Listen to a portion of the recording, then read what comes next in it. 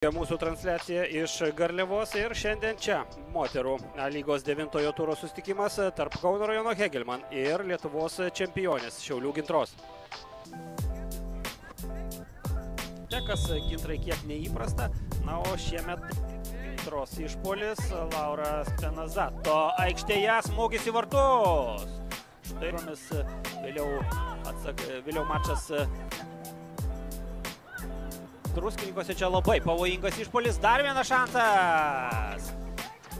Smūgis ir drebina skersinį Hegelman ekipa.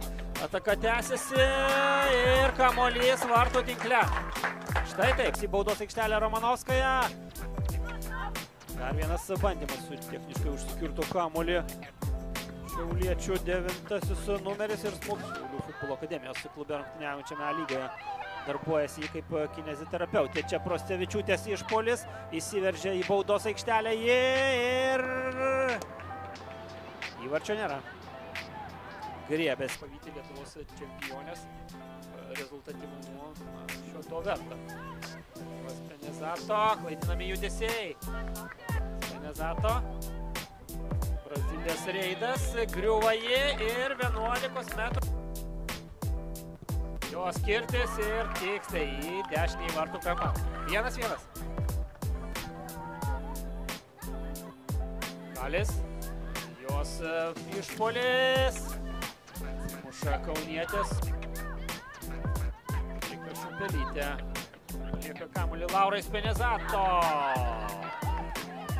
Gailėvičiūtės stumtelėjimo pentimi. Pražangos nėra. Spenazato kirtis. Dar vienas smūgis. Spenazato ieško erdvės smūgiui. Pasimeta techniškai kamuolį 15. Arbitrės Švilpukas triumfuoja Šiaulių Gintra. Iškovota valinga pergalė atsilikinėjant 0-1, 2-1 laimi Saulės miesto atstovės.